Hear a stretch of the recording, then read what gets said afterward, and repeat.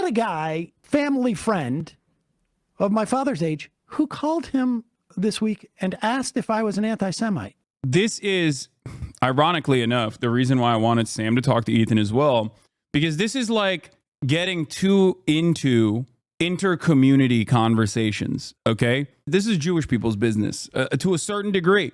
Like the way that American Jews analyze Israel and the opinions that they have, like this is a inside baseball conversation almost. Like I understand why that chatter is frustrated. Sam Seder about the drama today at the 128 mark. Kaya, no growling. What drama?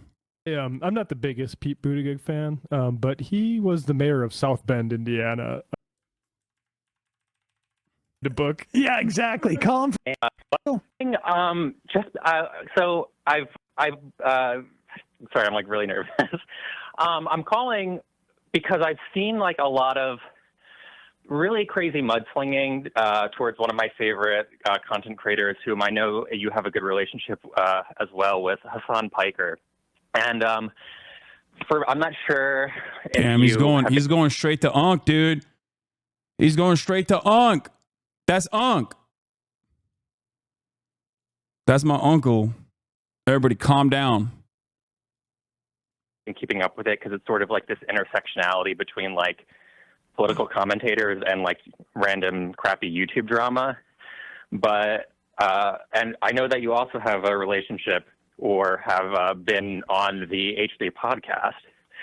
So anyway, just to give like the spiel really quickly, if you haven't heard of it, Ethan Klein sort of has had this like crazy campaign against Hasan lately, insinuating that his fan base is anti-Semitic and that he's allowing this sort of area of his community to exist, and just going above and beyond to make the most bad faith arguments in order to like perpetuate this narrative. And it's really like been personally upsetting to me, specifically because here's this guy who, I'm sorry, I'm like really fucking really nervous. Here's this guy who's like defended the Palestinian people for so long, way before like this year, like for years and years and years. I myself, I'm a Jewish person. I went on Birthright when I was 19, and I was radicalized by Birthright Unplugged. So I was able to see what was going on in the occupied West Bank at the time, and it was particularly upsetting to me. So, yeah, no, I guess the reason I'm calling is because I'm just curious if you are aware of what's going on. Because for me, it's just so personally upsetting to see this happen to someone that I feel like has been so staunchly in the right place with this issue, being brutally attacked by people whom I viewed as being like figureheads of like a progressive movement, people like Ethan Klein, other YouTubers as well. Yeah, I mean, I have not followed this closely. I've seen like, you know, and I'm on Twitter less and less these days, but I've definitely seen touches of it on Twitter. And I don't know if it was like last week or when Hasan, you know, had texted me that he found this whole thing upsetting. You know, all I can tell you is right now, it seems like we have entered a stage where strong supporters of Israel, ones who I would say have been, you know, really intensely in denial as to what Israel is doing and what it's become. And put aside, you know, the question of like, for the moment, for the sake of this argument or this situation, the founding of Israel as being highly problematic. Just take this past year in isolation. If nothing if there had been no history whatsoever, if this was completely outside of a context, there's just simply no way. And I think the context actually does not make it any more favorable for Israel. I think quite the opposite. But let's just assume for a moment that this only happened on October 7th. That Hamas came over, they broke through, they killed somewhere between 600 and 800 civilians, and then anywhere between 300 or 400 military personnel, which is the case. The idea that this is a proportionate response, the killing of, at a minimum, I mean, I don't think there's... Hasan has become an L. The thing I don't understand about that kind of sentiment is that, like, if you consider me to be an L now, then I didn't become that. Like, I've always been this L. Because the one thing is, it's me, I'm the one who called. Yes, I'm the chatter. Yeah. The thing is, like, I'm pretty consistent, especially on stuff like this, right? So I think that it's not necessarily that I have become an L. I think maybe your opinion changed on the matter. And that deserves some, I think, self-reflection. And I'm always going to be open-minded. I'm always going to be open-minded to people who change their minds. Maybe you changed your mind in the opposite direction, but I will still hold out hope that you will one day be charitable again to the things that I'm saying. But I haven't really changed my framework, my perception, my attitude on the way that Israel operates. The only thing that I've turned into an L on is the size of the t-shirts that I wear. I used to wear XXL and now I wear larges. So I guess on that front, you are right. There's any sort of reasonable individual that thinks it's less than, 40,000 plus people. And that, we know that almost 2/3 of this is women and children. We know that there have been thousands of kids underneath the age of like 2 who have been killed. I don't think there's anybody. Even without the context, this just looks like war crime after war crime. May I ask a question, Sam? Yeah. So getting to that point, like, I think what's particularly upsetting about this, like, obviously the entire situation. Iammer Bullprog called in and talked about their criticisms of you. Okay. Is incredibly upsetting, and it's one of the most horrendous things that I hope I'll ever have to witness in my life.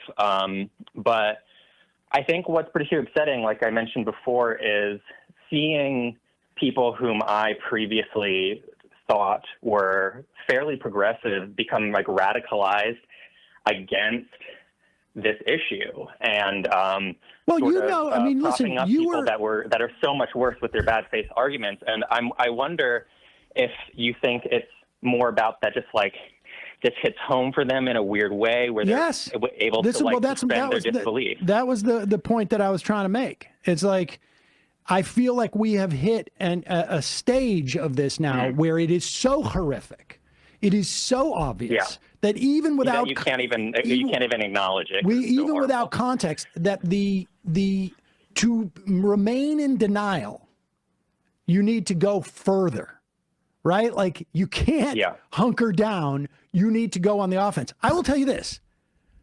I had a guy, family friend of my father's age, who called him this week and asked if I was an anti-Semite. Yeah. So this is ironically enough, the reason why I wanted Sam to talk to Ethan as well, because this is like getting too into, in a very public fashion, but getting too into like inter-community conversations. Okay. Like, you know how sometimes we open the door? You know how sometimes we open a door and peek into black people's business? This is Jewish people's business to a certain degree.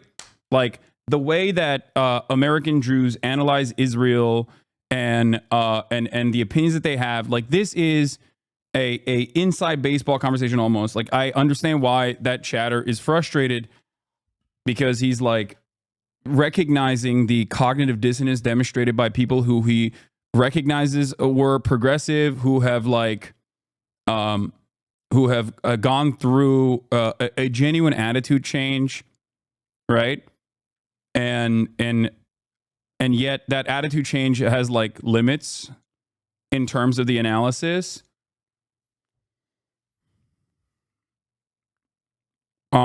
I think that it's just slightly parasocial. I don't think so. Because like I have two different camps here, right? I have like hardline anti-Zionist Jewish friends who are very close friends of mine, as you guys know, who I love and have so much respect for, who have already had these opinions very publicly for a very long time. And then there are a lot of young Jewish HasanAbi heads that I talk to who have basically gone through this journey into anti-Zionism, and that and the communal attitudes that are reflected back at them, like the push and pull basically of your own personal convictions on this matter versus the way that your immediate family members treat you, and your sense of community basically being robbed from you because of your difference in opinion on this matter, because of how many of these communities are built around the concept of like defending Israel.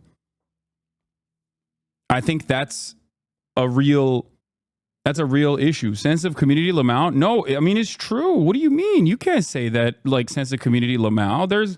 There are plenty of anti-Zionist Jews who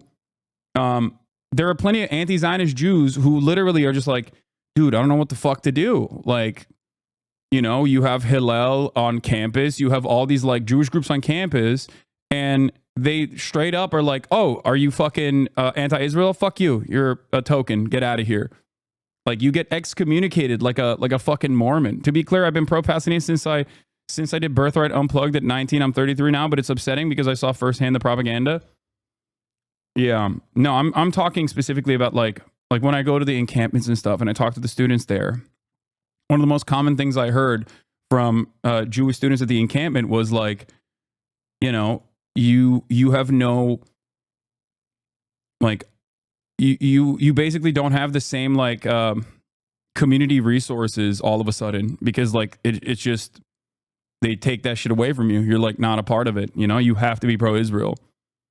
And I feel like that's a frustrating situation, and I haven't been able to find it like a good solution to that at all when people ask me that question. You know?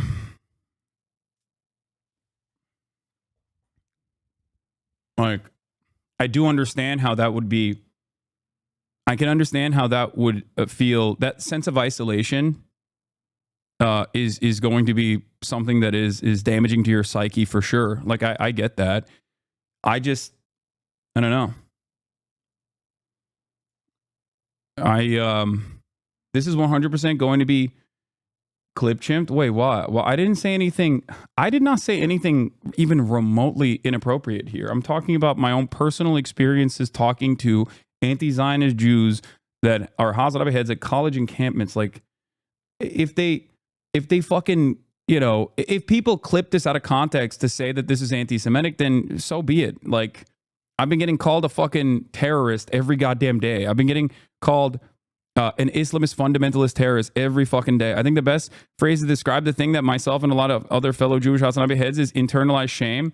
And it's something that I struggle with every day. I literally feel ostracized by my Jewish friends every day because of my beliefs. I think the best phrase to describe it is internalized shame. Like, I don't think you should feel shame. I think that is the social conditioning, right? I think that as a Jewish person, you should never feel shame about the actions of Israel. You should never, ever feel shame about the actions of Israel, because it has nothing to do with you. You know? It has nothing to do with you whatsoever. I understand where it comes from. I think it literally comes from like all of the social conditioning from early adolescent stages in your life, and how like that sense of community and almost like a higher national religious understanding in the form of like Zionist ideology has substituted maybe some of the practices that you could normally feel that you normally would feel is a part of your culture. But I don't feel shame. I just feel dismayed that people who raised me aren't living by their own teachings. Is very upsetting. Yeah, you should never ever in a million years feel shame. If you're an American Jew, you should never ever feel shame towards the actions of Israel. I will never allow it. Zionism is woven into Jewish communities from a very young age. It was taught to me at Hebrew school and amongst the word of the mouth. Yeah, exactly. But once again, this is why I always talk about this issue. Like, I don't think a lot of people understand. When I separate Zionism and Israel from Judaism across the board, I'm doing this because I see what the fuck is going on. Okay? I'm doing this one because it's the truth. Zionism is totally separate from Judaism. It does not matter if your local rabbi says that it isn't. Okay? It doesn't matter. You can voluntarily adopt this ideology because you think that this will, time will pass, and you can use this as a deflection to be like, oh, well, every Jewish person is ideologically and religiously tied to Israel. It doesn't matter. This is what's taught in Hebrew school or whatever. But like, and it's a part of my Jewish identity. It still doesn't matter because you are not recognizing that you are teaching people something that is wrong. And not only is it wrong, but it's also causing people to associate Israel's actions with Judaism when it is so far removed from Judaism, almost antithetical to the values that at least I have learned about Judaism and Jewish culture and Jewish history. That may be a point of contention, though. Do you have the right to make that distinction as a non-Jewish person? Yeah, I understand that. I understand when people go, people try to do like, well, it's, my own ideology, my own choice, that type of thing.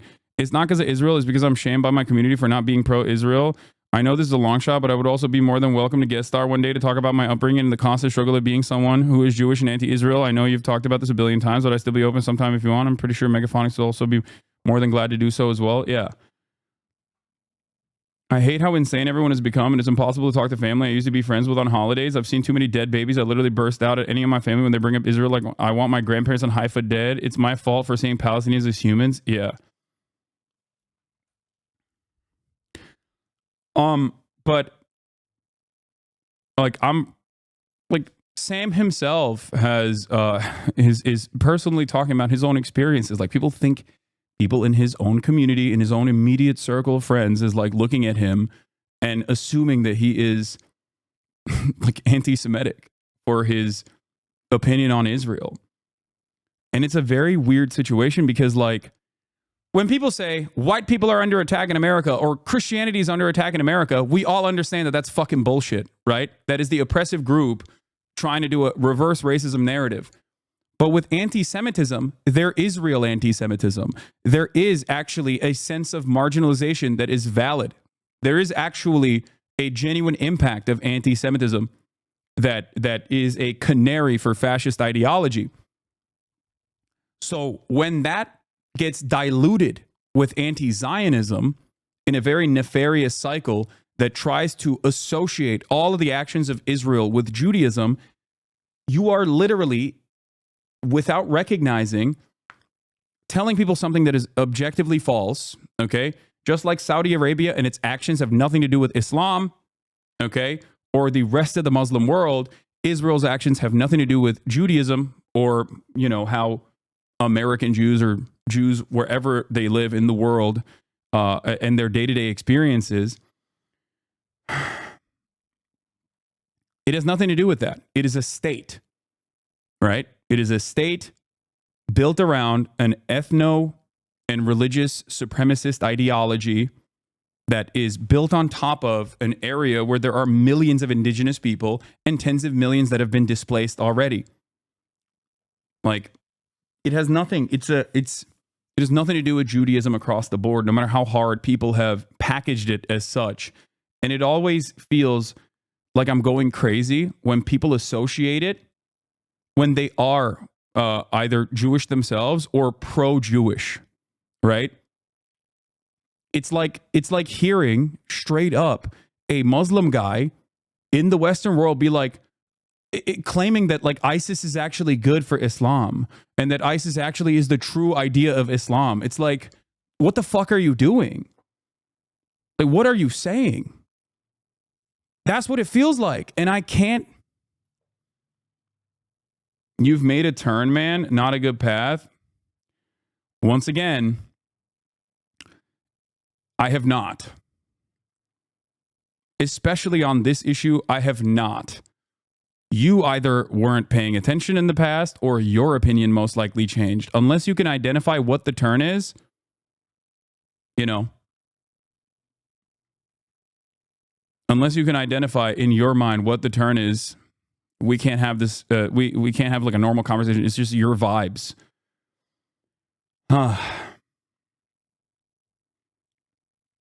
In a Twitch chat, it's more nuanced than that.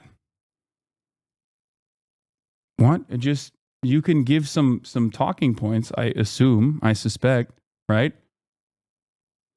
Here's another story from Nandre. A little anecdotal though. When I lived in Israel, many of the younger Israelis despise Zionism because they live inside it and saw the garbage effects it has on life. It's why it's such a frustrating dialogue over there. The West is so far removed from it and pushes it so hard. Yeah, that definitely is the other aspect of it too.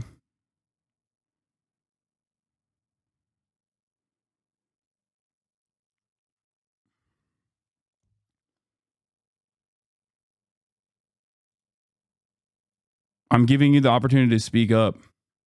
So what Nandre said, it makes all the worse that Hebrew school teaches us about such a politically fraught and deep topic like Zionism at such a young age, and now tell us it's the Palestinians who indoctrinate their children who hate us, as though hating Palestinians isn't the obvious lesson of Zionist youth lessons. I cannot even reconcile that obvious cognitive dissonance with people who still believe that, even in old age. Yeah.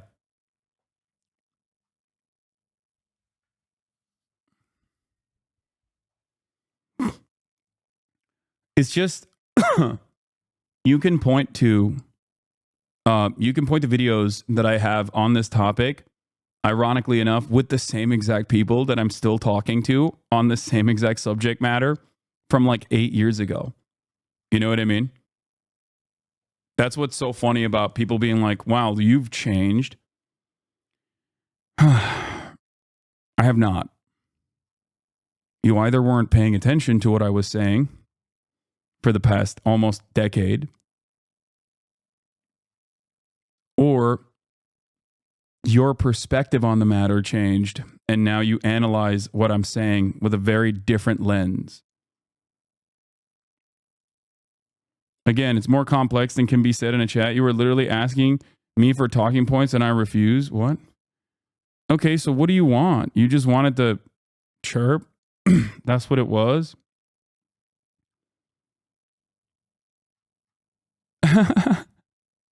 You just wanted the wine? Is that what it was? I would hope anyone would change in 10 years. I mean, if society is unchanging, on a lot of these issues, like, why would you expect me to change, my mindset to change? You know? That doesn't make any point. That doesn't make any sense. Yes, I've been consistently now for more than a decade been, and even beyond that, but very publicly, more than a decade been pro immigration, right? Pro reform, rehabilitation over incarceration when it comes to the criminal justice system. I have, and none of those structural problems have gone away. I have been very critical of policing as an institution in this country. That has not changed, if not only gotten worse. So, like, and with respect to Israel, it's not like Israel 10 years ago was different. It was still an apartheid, and it still is. Like my core values and the way that I understand the world have not shifted dramatically.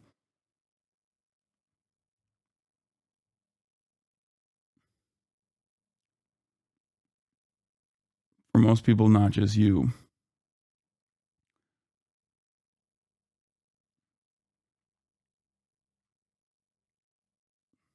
These people just started paying attention, not you. Yeah. Jesus Christ. And it's like, wait a second. First off, I'm not saying anything now that I haven't been saying for a year. And I've been critical increasingly over the years, to be fair. But starting in 2004, when we did this show on AM Talk Radio, we had the Israeli embassy contact our show, after our first segment about Israel, which was in, I don't know, second month of doing the show, because they wanted to refute our points. I mean, we were critical of Israel. I think I just denounced terrorists. I do. Your voice speaks loud. Do with that what you will. I denounce terrorists every day. I denounce the terror state of Israel every day. I denounce America's actions that are state-sponsored terror every day. Every day. Yeah, I do. I've become more critical as I've learned more about, people are still people, right? Like they're still human beings. Whatever kind of fucking sticker you associate with them does not change that dynamic. People understandably have a desire to live free. Okay? That is a normal human desire to have. Okay?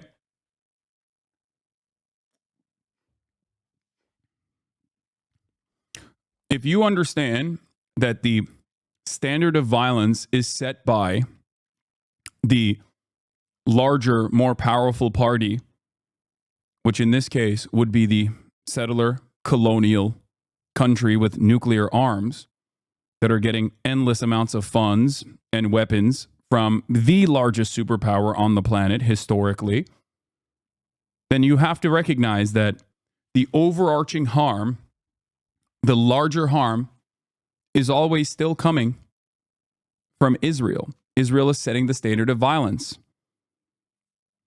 The Nat Turner rebellion, albeit incredibly violent, which included white people being slaughtered in their bedrooms, you know what I mean, did not change the morality of chattel slavery. It didn't. Just like the ANC's actions did not change the morality of the South African apartheid. When the dust settles, you will not look back at these situations, at these acts of violence, resisting against, no matter how abhorrent they may be. Okay? And October 7 had a tremendous amount of abhorrent acts of violence. Okay? Specifically against civilians.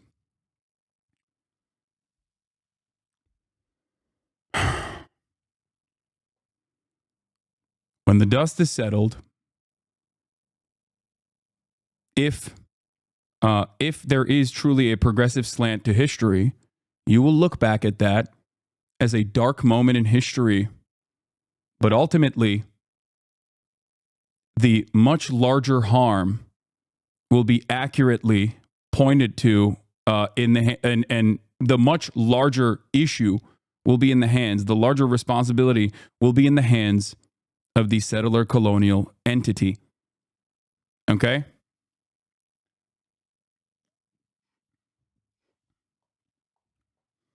The dust will never settle in this conflict? You're wrong. You're wrong on that too.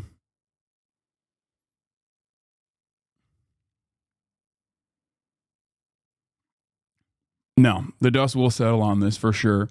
Because I don't believe that history magically has a slant towards progress. But I do look at history and recognize that the normal condition for humans is to collaborate with one another rather than being in a constant state of war as evidenced by the European collaboration that we now take for granted, despite the fact that not that long ago, they were warring with one another, right? It's not optimism. I'm just simply looking at the way history has worked, okay? People who have killed one another for centuries now collaborate with one another, and it's not even a question. And we take that collaboration for granted. We assume that that is the normal condition. The other thing that I also know is that this level of violence is inherently unsustainable.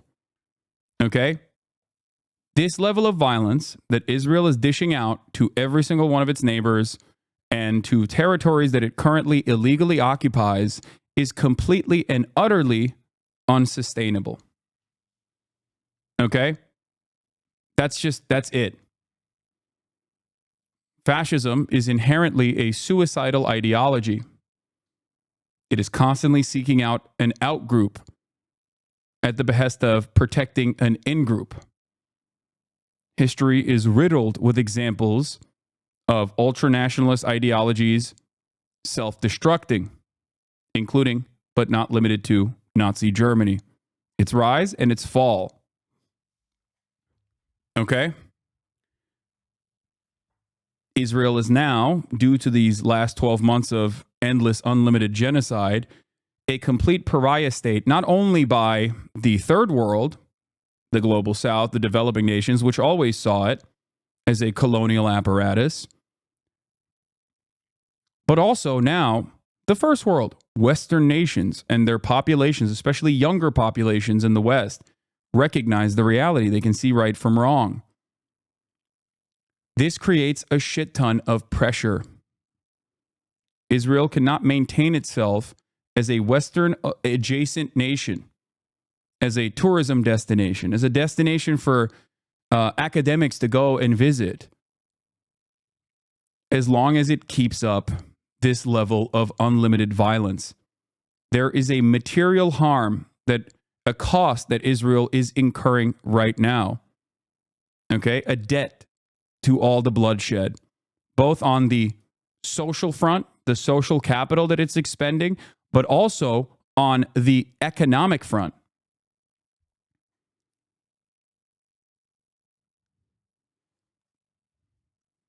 Think about your own personal attitude. Think about your own personal journey since October 7, 2023, and how much your opinion has shifted on this matter. Okay? Maybe not every single person is going to be as clear-eyed on this issue and recognize, Israel as an apartheid state, but many people have the capacity to still see right from wrong. There's only so much Islamophobic sentiment that can justify the burned, charred bodies of children that you see on a daily fucking basis.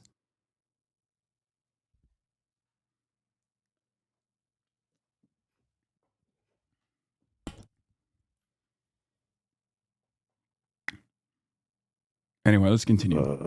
Over the years, more critical of just sort of like of Zionism per se. But Yeah. the point is, I think we're at a point where it is so horrific that to maintain the denial, one needs to sort of like shift the entire conversation.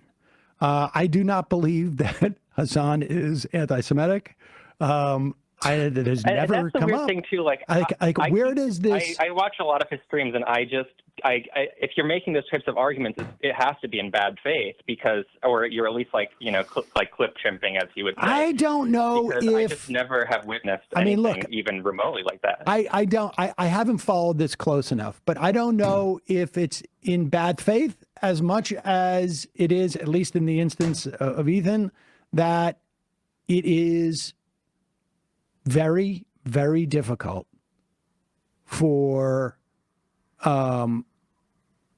some people who are attached to an idea or certain realities, or have family there or whatnot, to reconcile what they're seeing. Yeah. I mean, I know people who who literally don't believe that anybody has died in Gaza.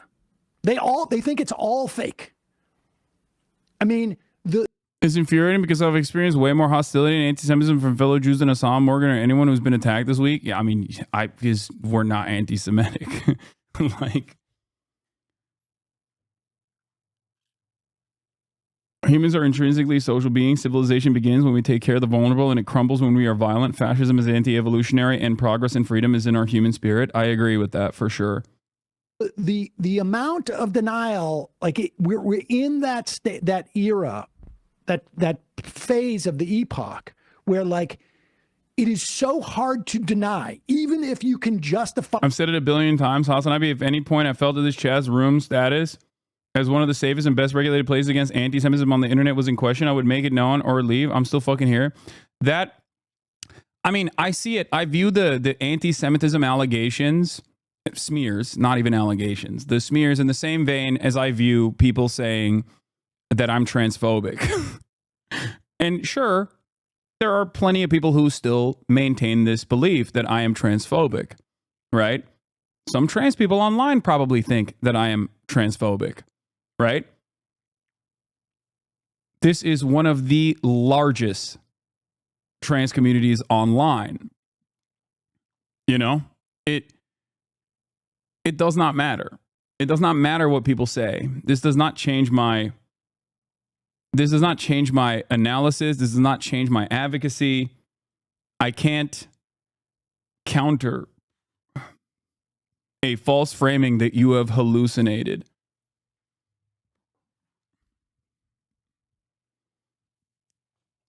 That's it.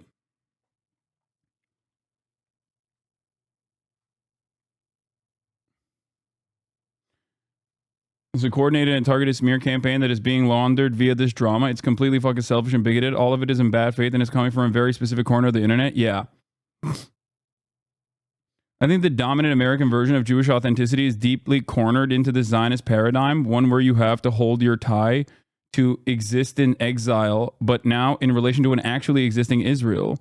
I don't know how to resolve the contradictions between this national existence and humanist Jewish values or what new Jewish authenticity would look like. I don't know if you can do that while retaining any national framework and what that means for Israeli Jews. I don't. What's the second part of that? Time without an OWO?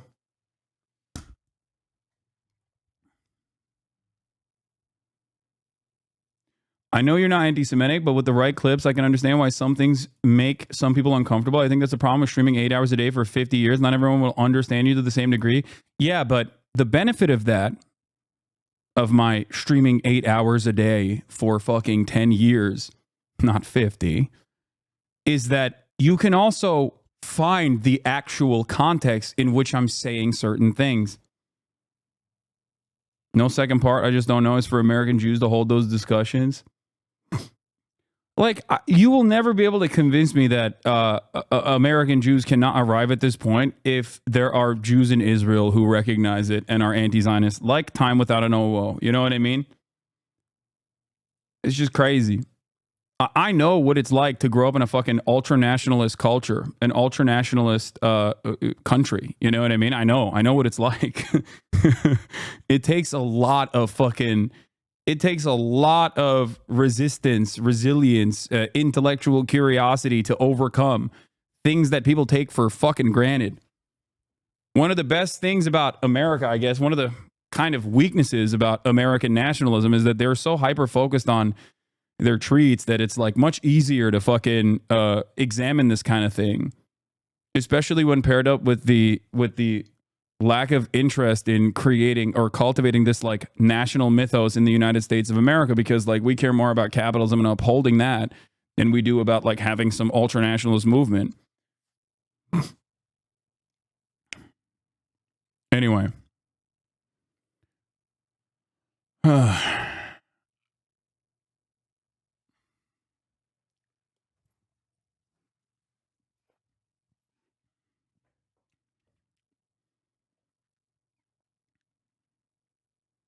Israelism is like out to watch. Oh, this is the yeah, I kind of want to just like buy it and watch it on stream. Just say fuck it, YOLO. If you're not willing to look up the context of the criticism about you, do you realistically expect your detractors to do that for you? Yeah, no, I know the context of the criticism because I know where it's coming from. I've heard it a million times over and I've addressed it a million times over. And I think it's bad faith in general.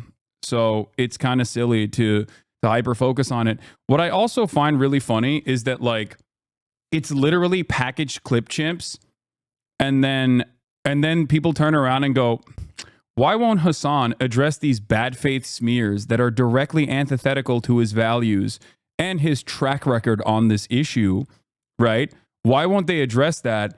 And then when I even remotely address it, people turn around and clip something else out of context to only extend the conversation. It doesn't feel like a productive thing to do.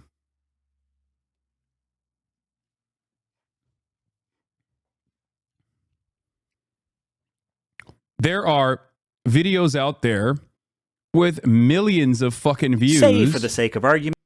There are, yeah, Chatter put some effort and corrected this. Just a quick reference point to what Hasan actually believes versus the lies. 1, Hasan enables anti-Semitism to be commonplace on Twitch. No, anti-Semitism has no place in the leftist movement and has never had space in the leftist movement.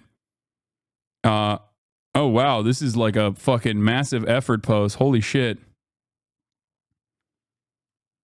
Respect.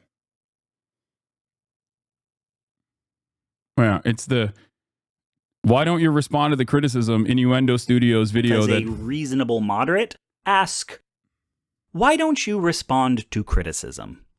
There's a lot going on in that question, more than is immediately obvious, and it's worth understanding. anyway.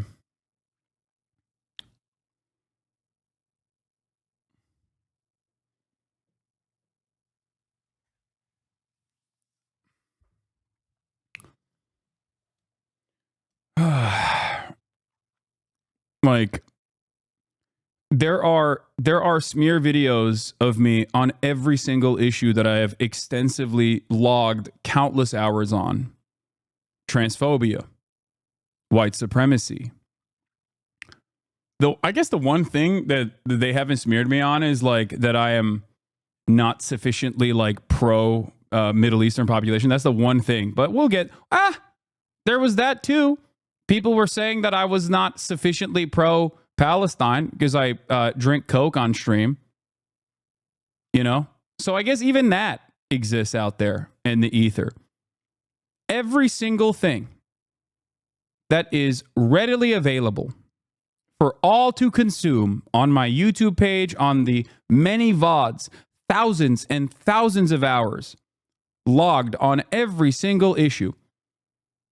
It is out there for you to see. You can find it on your own. If you have any real questions or concerns, you can figure it out. If you're like, is Hasan personally deeply invested in the success of a Shia militia group? Like, does he really like Hezbollah? Or am I getting manipulated into a false framing on the matter because he dares to explain the context in which Hezbollah exists or is seen by the broader population? That's it. A question you must ask yourself. Okay? At the end of the day, the existence precedes essence. I think we can have those unresolved conversations about identity and admit we don't have the full answers, also while maintaining full determination in our pursuit for human justice. I struggle with my Jewish identity all the time, and at the same time, it's true for every one of my Israeli and Jewish anti-Zionist friends, but that's never stopped us from believing in a free Palestine. Yeah. I think it's very different, though, as an American Jew to recognize Israel being bad, even though Israeli anti-Zionists are literally on the ground. We are being pounded with propaganda about Israel, but we can't actually see it. Just like how you wouldn't see the ads if you're subscribed.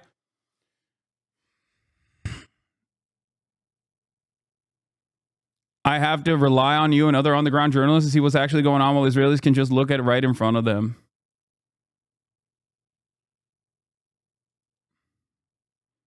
Fucking goddamn it. Well, this is something I'll be looking forward to when I'm not running ads any longer, okay? Son of a bitch. If you no longer want to see those ads, all you need to do is subscribe. Opponent on the Majority Report made a great point that when these people analyze the terrorist groups are fighting, it's viewed as apologia, but when Western violence is put into the context and justified, it's normal. Yeah. Like, this is what I mean. The Ordinary Gamer made a video about you today. Like, dude, come on. Dog, come on. Like, I love how people that want to defend Israel will always be like, it's complicated. Let's not talk about it. Let's not say anything. And then, like, guys who invest all of their time and effort into fucking DEI initiatives in video games or whatever are now making fucking hit pieces. And now I have to take that shit seriously. Like, get the fuck out of here. Why am I supposed to talk to someone who doesn't know what the fuck they're talking about? How am I going to fucking sit here? Like, oh, I'm just going to sit here and listen to every fucking drama farming centrist YouTuber with a fucking alt-right adjacent crowd that they are desperately trying to fucking capture the attention of every single time someone makes a YouTube video. Like, it's fucking stupid. Like, let's be serious, man. Come on.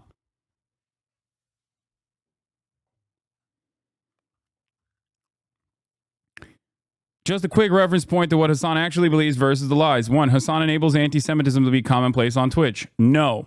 Come on. Anti-Semitism has no place in the leftist movement. It has never had a space in the leftist movement. The leftist movement is, first and foremost, comprised of revolutionary Jews to begin with, okay? It was literally attacked as a Jewish plot, as a Jewish conspiracy. That's what the Nazis said. That's why the first people they threw in the concentration camps were socialists. It is a very dangerous prospect to make this conflation, which serves the interests of anti-Semites. It all sometimes feels like, especially for Christian Zionists, okay, that they have no fear in Nazis whatsoever. I know that Jewish ultra-Zionists still understandably fear Nazis, neo-Nazis, and fascists, but I am afraid of this wave of propaganda turning people's opinions and dropping them from being understandably fearful of the statistical probability that if they do withstand some kind of anti-Semitic action,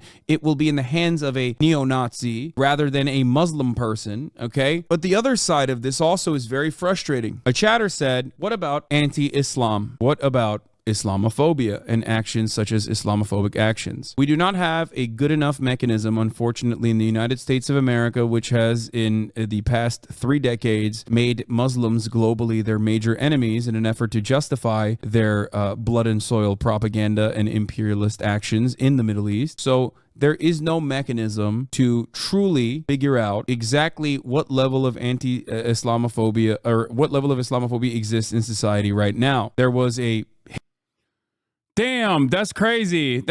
I guess I fucking precogged all this shit. That's why it's so funny when people say, Hasan, why don't you respond to this? Why don't you respond to that? What the fuck am I supposed to do? I responded to it months before it became an issue for you, I guess. That's why I always laugh when people say, Hasan, your opinions have changed. No, they haven't. Hasan denies rapes happened on October 7. Hasan laughed at Kamala bringing up October 7 rapes. No, he doesn't. Explain something. Sexual assaults are a routine part of atrocities during war. It can happen, and it has happened time and time again, which is so time and time again, which is why there's a likelihood that it could have happened on October 7. New York Times, the narrative of systematic rapes that were conducted by Hamas on October 7. The New York Times has absolutely made up their minds ahead of time before the story ever published and refuses to do their journalistic due diligence. They do engage in State Department propaganda notoriously and historically. Is why there is a likelihood that it could have happened on October 7. This is a position that I've maintained since October 7. There were plenty of atrocities that occurred on October 7, okay, that are akin to acts of terror. Because on October 7, it wasn't just the Palestinian Brigades, a coalition of resistance forces that includes Hamas, Palestinian Islamic Jihad, PFLP, DFLP, and many others. It was also, once the barrier into Israel was broken, there was also criminal elements that broke through said barrier. But as far as we saw, given how much of what happened on October 7 was filmed, including the actual real atrocities of Palestinian forces executing civilians, shooting at porta potties and the like during the Nova festival, and many other circumstances, circumstances, the likelihood that there wasn't firsthand accounts on rampant sexual assault in the way that the original coverage entailed, that didn't meet the muster, like the normal standard of the New York Times reporting, there are some reasons for it, because this was, for all intents and purposes, as far as the Palestinian resistance goes, a operation that was, in their own words, much more successful than they had predicted. They thought that there would be a lot more resistance overall, and that once the dam broke, there was a ton more violence than a quick in and out operation where they would be able to capture some prisoners of war as hostages in an effort to bargain, in an effort yeah. So there's that. Hasan is doing bigotry of low expectations. Hasan expects nothing from this kid, Yemeni genocide survivor, no decency, no quality. Consistent on reactionaries. Okay? Because no one is born a reactionary. No one is born a conservative, but let's say someone is conservative here. They automatically teleported and adjusted the material conditions of conservatism in Iran. They would be no different than the mullah. No one is born a conservative. But let's say someone was someone that is conservative here, if they automatically teleported and adjusted to the material conditions of like conservatism in Iran, they would be no different than the mullahs. That's my opinion. Like, and not only that, but in terms of the Yemeni kid, like, I went into that interview, and I've repeated myself quite a bit, right? I went into that interview assuming that there's a likelihood that he might be Houthi, okay? A Houthi rebel, a Houthi pirate, right? Aside from the memes and whatnot, that was my overarching assumption. There is a likelihood that this person, because at the time we had seen him like going towards the ship and whatnot on a fucking dinghy. I did not know that it was a tourist destination in Yemen, basically, that you can go to and fucking take photos of or whatever. Having said that, however, in the interview, I wanted to first and foremost humanize him, okay? And make him feel comfortable despite the fucking communications barrier that we had, the language barrier that we had. And beyond that, I wanted to dive a little bit deeper into the background of a person who has experienced only genocide, who has grown up under genocide. Okay? That is real. You might not know about this. You might not know about the famine in Yemen. You might not know about like American-backed actions of Saudi Arabia in Yemen, UAE in Yemen, but it still doesn't matter. Like, that is a real thing that occurred. Okay? Having said that, in that conversation, and in many conversations since then, where this person has given interviews to Sky News, for example, he has reiterated the position that he is not a Houthi, that he is simply Yemeni. Like, he is simply a person from Yemen, a kid from Yemen, a social media influencer. Okay? If he was a Houthi rebel, for the record, if he was a Houthi rebel, I still see value in interviewing that person. Okay? But I'm not gonna sit here and be like, nah, there's this 19-year-old who has a gun in Yemen, the second highest gun ownership per capita country on the planet after the United States of America, is automatically a Houthi terrorist who is deeply invested in the actions of the Ansar Allah movement because people are fucking screaming about it. Okay? That's it. All right? And I know that the major anger and resentment coming from a lot of people is like, oh, you asked him about whether he watches anime or not. Of course. Yes. Like I said, my job, first and foremost, was to understand this person's development. Okay? How he got to this position that he is in. Houthi social media sensation compared to Hollywood stars calls on UK and US to stop this war. In this conversation, the 19-year-old Yemeni has been dubbed Tim Houthi Chalamet and the hot Houthi pirate on the internet for his videos on the Red Sea. Attacks by Yemen's Houthi fighters, officially known as supporters of God or Ansar Allah in Arabic, have been made against Israel and on commercial ships. The Iranian-backed group has defied repeated warnings to stop targeting ships. U.S. and British forces have launched strikes in the area. But Rashid told Sky News he has been posting videos about his experience to show solidarity with Palestine. Through translation, he added, my message is that they stop this war and reassess the situation in Palestine. There are children starving, thirsty, dying under bombardment in Gaza, like a 2-year-old dying from bombardment. Why? Because of the actions of the Zionists. Yemen stood with Palestine and was being bombarded for the solidarity, but this hasn't affected us and we continue to stand by Palestine. He considers himself a media personality, but his main mission is to spread awareness about Palestine. Rashid had to keep setting up new accounts as the previous ones on Facebook would get shut down. All of the Yemeni people are with Ansar Allah and with Palestine. Even if I appear with arms, all Yemeni carry arms. It's normal, he added. The reason why he answered this question is because they probably asked them, even though it's not mentioned in this article, whether he was a Houthi himself or if he was Ansar Allah, where he says all the Yemeni people are with Ansar Allah, as in he is not a part of Ansar Allah, as he said to me in the interview. Okay? Just so people understand, just so there is no, just so people have an understanding of this. Not that it fucking matters.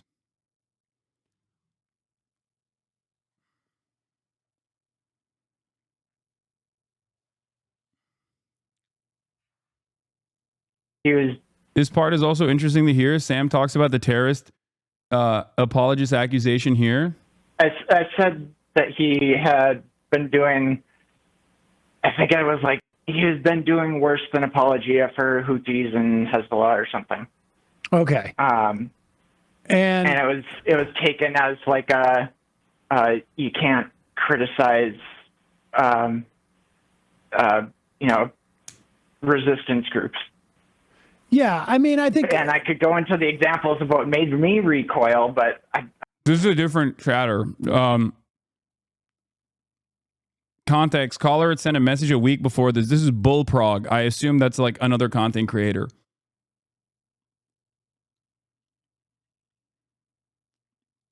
That's not what I want to do. Yeah, no, I get it. I mean, I think, like, look, it's a nuanced question because undoubtedly, Sam doesn't need to know anything about the details of like whatever is like clip chimped or whatever. He might even take what this person is saying at face value. But you know what's interesting about this? It ultimately doesn't matter because he knows that when you contextualize any kind of violent resistance movement that is outside of American sphere of influence, you will get fucking terror jacketed. Okay? He knows this because he has been doing this for many, many years. And he has been attacked viciously as well. Most of the time, however, these attacks used to come from the right. Liberals were, at the very least, a little bit more understanding and did not engage in this level of immediate, like, oh, you're a terrorist supporter, you're a terrorist defender.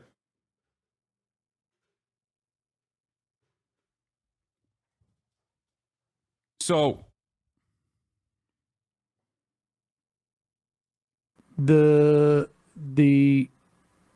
is an attempt to define these groups, whether it's the Houthis or Hezbollah or Hamas,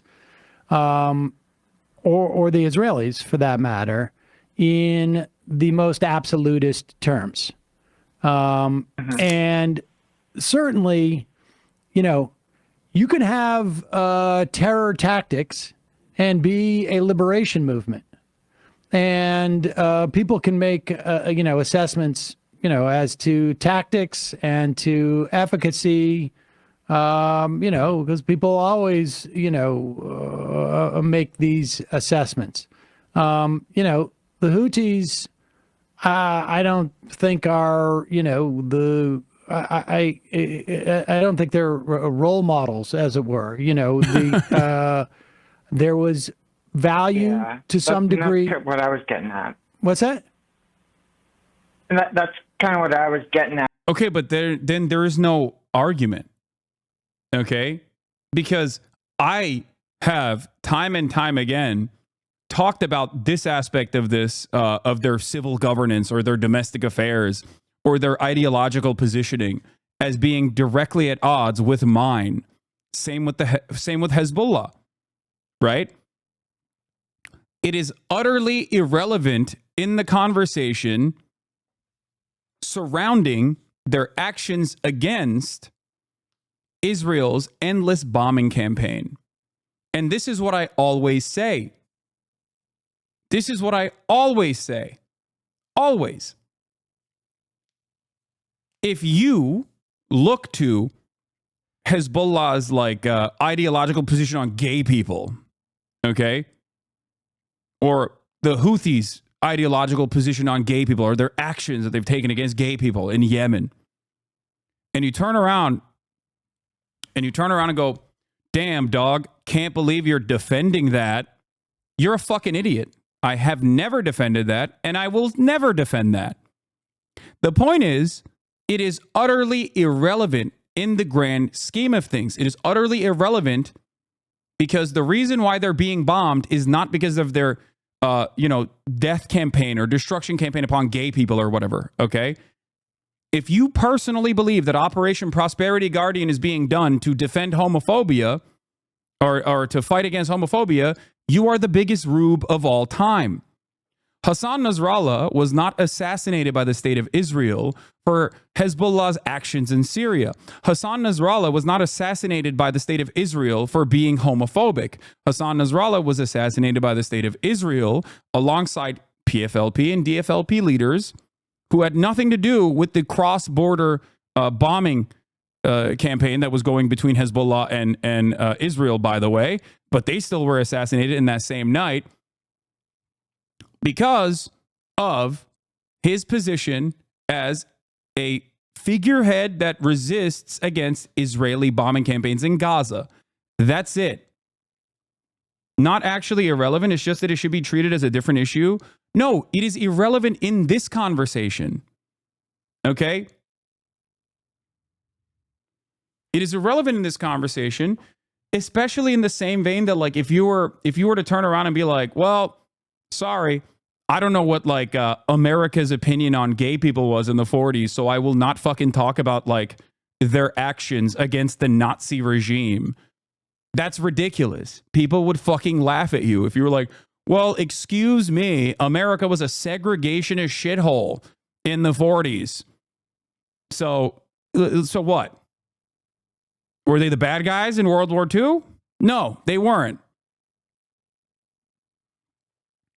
The only reason why people bring this shit up in conversations like this is the exact same reason over and over again. They did this with the Taliban. Like, I'm not a fucking fan of the Taliban. What are you, stupid?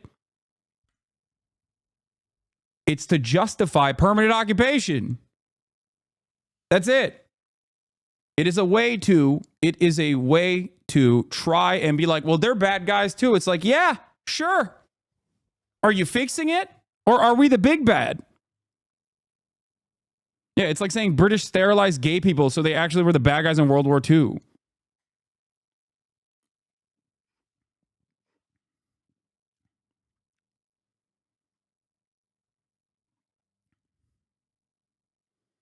America was a racist apartheid regime during the 30s and 40s. Stalin was a racist conservative opportunist who was responsible for Holodomor. The British Empire was doing genocide and doing colonialism for many decades leading up to World War II and during World War II. The Nazis were such an insane evil that the Allies are very clearly and correctly viewed as the good guys. Context matters. Exactly. Exactly. And yes, no, Stalin did have conservative leanings. Let's be fucking real, okay? Calm down. Like, He did. He had a lot of right opinions, especially within the framework of World War II. And he also wasn't the best fucking, wasn't the best governor, okay? I don't think that is a, I don't think that is a controversial take. See, the reason why we can have this conversation, however, is because now we are having this conversation within the historical framework, okay?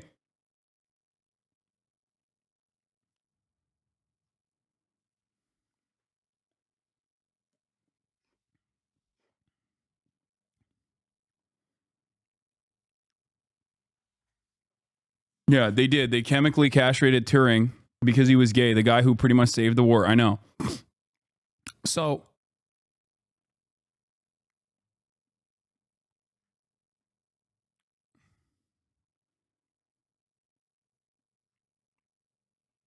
Anyway.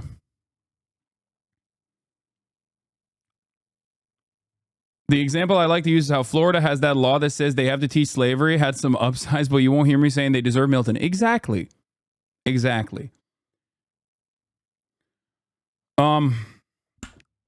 Let's continue. Yeah, I mean, look, I realized there was value. There's a lot of stuff going on, and Some of their tactics I found were valuable, right? Like somebody is at least trying to inhibit and make Israel pay a price that's associated with their it seemed like attacks. the only people fighting for them. Yeah, Right. Yeah, I totally But at get the that. same time, And like at the same time, you're exacerbating at one point the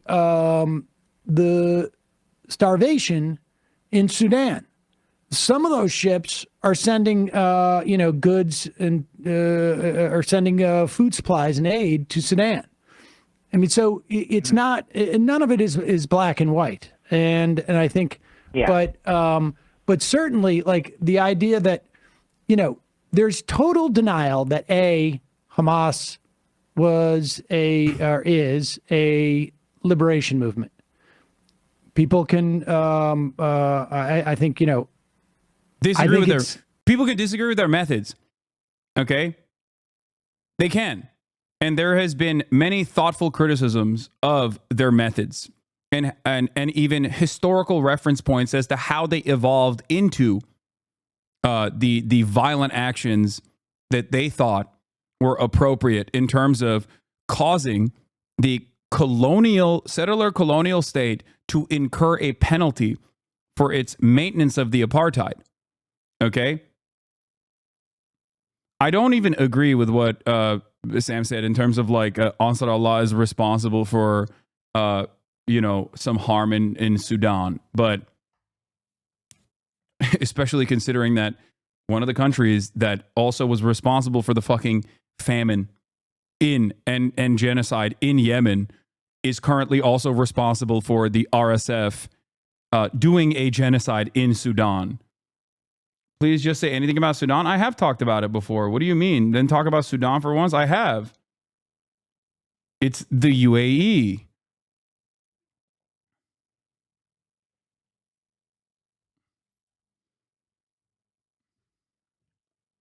Immoral to kill civilians. People can, like I've already said, from an international law standpoint, I think Hamas probably has, more standing than most people give them credit for. I do know that the ICJ are seeking warrants for crimes against humanity, both for Sinwar and I think his number two, and Netanyahu and Gallant, and I defer to those prosecutions as to the validity of those. A person asked, like, where is this assessment coming from? I mean, you can Google it yourself, but to end Sudan's war, here's from foreignpolicy.com. It's one of those few issues where you can go to foreignpolicy.com and actually see exactly what the fuck is going on, because it's one of those few issues where like it's our ally doing it, but like we don't really have a direct involvement, so we can actually fucking criticize it. Why can't uBlock work anymore? What is happening here? I hate that. How do I... Oh, here it is. Never mind. I fucking did it. I did the dang thing. Sudan civil war fueled by secret arms shipments from UAE and Iran. Despite denials, weapons inspection... I like that they put Iran in there. Okay, Chrome is breaking it. No, it's fine. It worked. The ongoing crisis there has reached a catastrophic proportion, yet the international community's response remains woefully inadequate.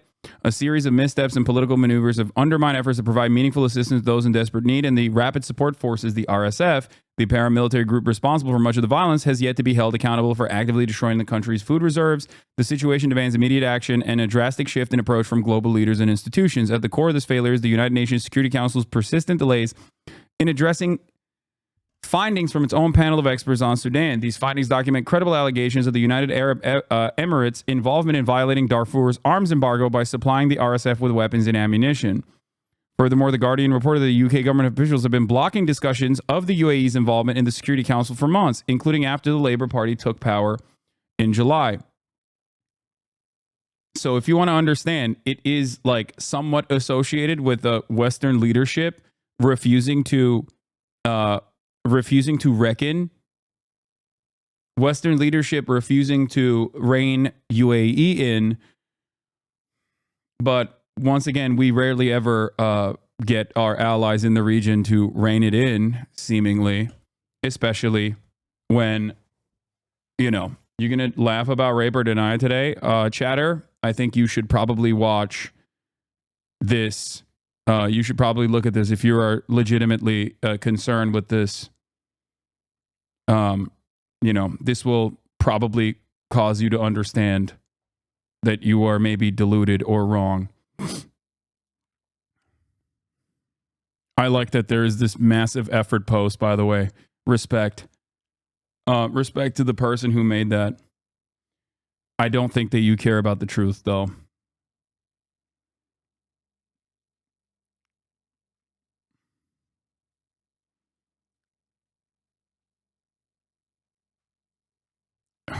You want to hear about how another person from a different community defends genocide calling into the majority report? No, hold on. Let's just finish this. And so, you know, I don't want to be rooting on a, you know, someone who those prosecutors, neither of whom have been convicted, but, you know, that's not usually what I recommend, is a recommendation to me. But I also think that the preponderance of, on some level, it's just a sheer propaganda war, right? I mean, there's no, you know, like I say, that I have friends of my father's calling to ask if I'm an anti-Semite makes me feel like this is, hey, wait, maybe this isn't just like a straight on assessment of what's going on here. And, and so I can certainly see from a rhetorical standpoint and from a propaganda standpoint, like you don't want to show up at a you know, a gunfight with a knife, as it were. So, but yeah, I wouldn't worry about it. You know, I mean, I wouldn't worry about it. I just say, Bill Prug, I appreciate you calling in, and I want to say, like, I do, like, I feel defensive about what Hasan's going through, and I know so does Emma, and we have a disagreement there, but just generally, I do think there's a tension here, and one thing, a quote from Fred Hampton weeks before he died after a Weatherman riot in Chicago, he said, "We believe that the Weatherman action is anarchistic, opportunistic, individualistic, it's chauvinistic, it's custoristic, and that's the bad part about it. It's custoristic in that its leaders take people into situations where they can be massacred, and they call that a revolution. It's nothing but child's play. It's folly. We think these people may be sincere, but they're misguided. They're muddleheads and they're scatterbrains." So, like, generally, you know, I do appreciate all the work you've done out there, actually in the streets, and seeing this stuff. So, yeah, you know, no hard feelings on our part. Yeah. Well, my like closing message that I kind of wanted to get across is that, like, I care about you guys. I care about the rest of the crew. I care about all the listeners. And, like, I just don't want people to burn themselves on some silly stuff. And, like, there are ways to stay on message without. Yeah, you're right, man. I should, yeah, that's a good criticism. Call missing some context. No, it's just like, it's such a silly fucking thing, dude. It's such a silly type of criticism coming from someone who's like ostensibly on the leftist side of this issue, because it's like what are you talking about? You got fucking primed into believing that, like, I want some kind of like Islamist fundamentalism to occur because of my contextualization of how resistance groups operate. Like, come on. Like, tone policing a genocide is ridiculous.